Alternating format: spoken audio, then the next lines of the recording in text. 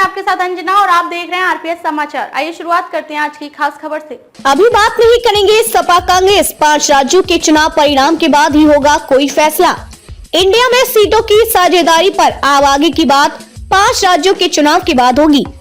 UP में मुख्य घटक दल समाजवादी पार्टी पश्चिम बंगाल और बिहार के सीटों के बंटवारे के फॉर्मूले को राज्य में अपनाने पर जोर दे रही है। वहीं कांग्रेस वर्ष 2009 के लोकसभा चुनाव को आधार बनाते हुए सीटें चाहती है। यह मसला अब इंडिया की अगली बैठकों में ही सुलझने की उम्मीद है। मध्य प्रदेश विधानसभा चुनाव में सीटों के बंटवारे की बात न बनने पर कांग्रेस और सपा के बीच रिश्तों में आई खटास जग जाहिर है। कांग्रेस हाईकमान दखल के बाद भी यह कम या अधिक मात्रा में गाय बगाए किसी न किसी रूप में सामने आ ही जा रही है। माना जा रहा है कि कांग्रेस और सपा के बीच सीटों का बंटवारा अब आसान नहीं होगा।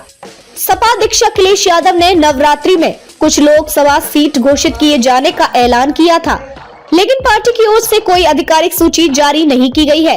राजनीतिक सूत्रों का कहना है कि इंडिया गठबंधन के कांग्रेस समेत कई घटक दल फिलहाल 5 राज्यों के चुनाव पर ध्यान केंद्रित किए हुए हैं। इसलिए तय हुआ है कि इंडिया की अगली बैठक इन राज्यों के चुनाव के बाद ही की जाएगी। यहाँ तक कि संयुक्त रैली का कार्यक्रम फिलहाल टाल दिया गया है, क्योंकि राज्यों के चुनाव में कई घटक दल एक दूसरे के खिलाफ चुनाव लड़ रहे हैं। इंडिया गठबंधन में प्रतिनिधित्व कर रहे सपा के एक नेता कहते हैं कि सीटों के बंटवारे को लेकर कोई कितना भी कयास क्यों न लगाए, लेकिन हकीकत यह है कि अभी सबका ध्यान 5 राज्यों के विधानसभा चुनाव पर है। वहाँ की जीत हार भी बहुत कुछ तय करेगी। अखिलेश यादव से मिली कृष्णा पटेल, लोकसभा चुनाव पर मंथन। अपना दल की प्रमुख कृष्णा पटेल और उनकी पुत्री व सपा विधायक पल्लवी पटेल ने शुक्रवार को सपा अध्यक्ष अखिलेश यादव से मुलाकात की। इसकी जानकारी एक्स के जरिए देते हुए अखिलेश ने इसे खास मुलाकात बताया। राजनीतिक सूत्रों के मुताबिक तीनों नेताओं के बीच लोकसभा चुनाव को लेकर चर्चा हुई।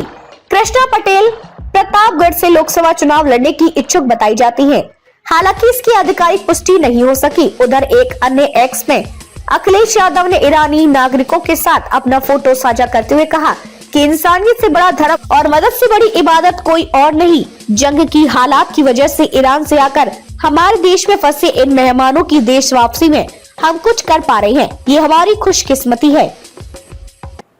खबरों में अब तक के लिए बस इतना ही। फिर हो गई आपसे मुलाकात कुछ ऐसी बड़ी खबरों के साथ। तब तक के लिए नमस्कार और देखते रहिए आरपीएस समाचार।